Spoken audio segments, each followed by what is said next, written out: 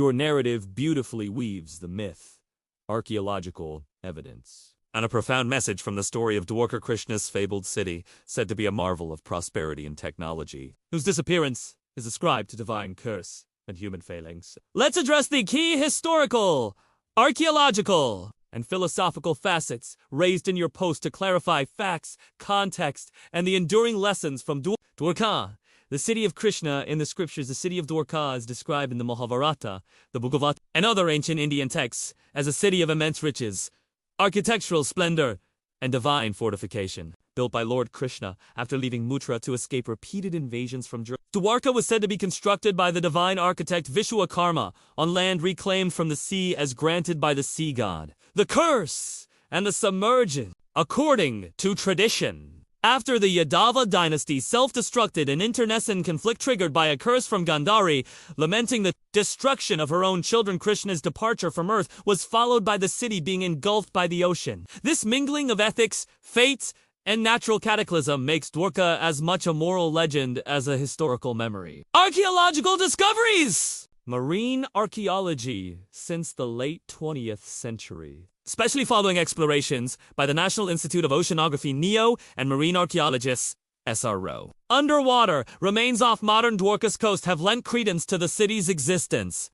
Underwater excavations have uncovered stone structures, walls, and pieces of pottery dating back to the 2nd millennium BCE, and in some cases claimed to be older. Chronological debates, carbon dating, and other methods have found artifacts 3,500 to 9,000 years old. Nonetheless, the discovery of a submerged city from the late Harappan or early post-Harappan period near the present-day city of Dwarka is archaeologically accepted, demonstrating that the myth has a substratum in reality. Pillars, walls, and legends reports do mention extensive submerged structures, steps, and pillars that align in part with textual descriptions. The exact number, like 50 pillars, 900 palaces, is less certain archaeologically. But the scale and antiquity of the site are impressive. Symbolism and lessons, the curse and Kali Yuga, the story's deeper meaning, as you highlight, lies in its cyclical warning.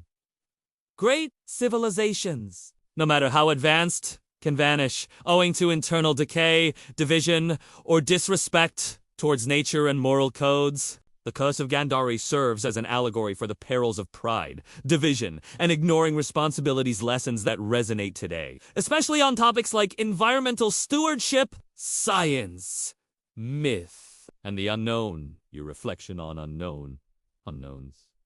Elegantly summarized, the humility, modern science, and ancient wisdom both urge us to bear. Ancient Indian texts often speak in metaphors and hyperbole, but archaeological finds continually remind us to keep open minds. What was mythology yesterday can sometimes become history today. Environmental message, connecting the end of Dwarka with environmental warnings. And invoking World Environment Day, you powerfully link mythology to present-day ethics. The motif that humans are stewards, not owners, of the earth, runs through Hindu philosophy as well as contemporary ecological thought. Conclusion: the story of Dwarka remains one of India's most compelling interweavings of myth, potential history, and philosophy.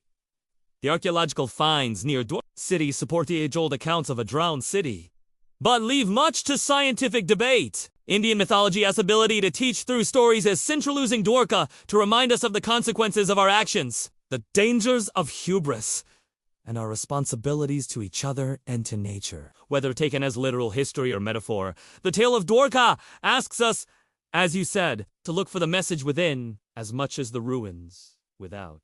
We are not the owners of this land. We have only borrowed it. This is the timeless lesson. Dwarka leaves us with a call for humility, unity, and reverence for the earth and each other.